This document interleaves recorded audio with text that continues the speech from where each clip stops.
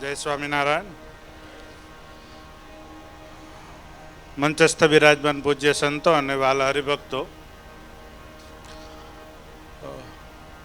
આ સ્વામિનારાયણ સંપ્રદાયના મારા ઉપર અનેક ઉપકારો છે.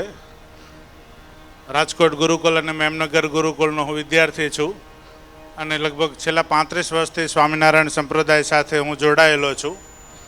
આ બધા સંતોનું ખૂબ જ મને પ્રેમ હું સાનિધ્ય મળ્યા છે.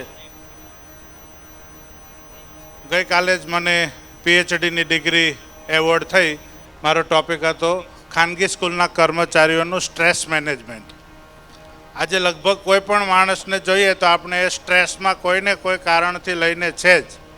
સ્ટ્રેસ મેનેજમેન્ટનો અર્થ માત્ર એટલો જ થાય, the approaches V use to handle the stress. સ્ટ્રેસને દૂર કરી શકાતો નથી, બિલકુલ ઝીરો કરી શકાતો નથી, પરંતુ એને કેવી રીતે ટેકલ કરવો, પરિસ્થિતિ સામે લડવું, ઝઝૂમવું, છોડી દેવું, સ્વીકારી લેવું, કોમ્પ્રોમાઇઝ કરવું. કારણ કે આજે વિશ્વમાં ભૂતાન એકમાત્ર દેશ એવો છે કે જે હેપીનેસ ઇન્ડેક્સ ઉપર સૌથી વધારે મહત્ત્વ આપે છે. બાકી મોટાભાગે જીડીપી માટે કેમ, આર્થિક સત્તાઓ કેમ વધે એના માટે પ્રયત્નો થાય છે. મારે કહેવાનું એ છે કે સ્વામિનારાયણ ભગવાને શિક્ષાપત્રીમાં, વચનામૃતમાં, આ બધામાં એવી બાબતો કહી છે કે કોડ ઓફ કન્ડક્ટ છે. સ્થેન કર્મ ન કર્તવ્ય ધર્માર્થમ અપી કેનચિત. ધર્મને અર્થે પણ ચોરીનું કર્મ ન કરવું. ભગવાને આવી સામાન્ય બાબતો છે એને પણ આપણા અનુયાયીઓ સુધી પહોંચાડી છે.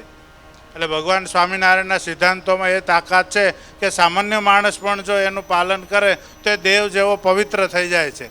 એટલે આ બધા સંતોની દયા, કૃપા, અને મને ઘણી વખત આ બધા સંતોની શિબિર થાય ત્યારે સેવાની તક મળે છે.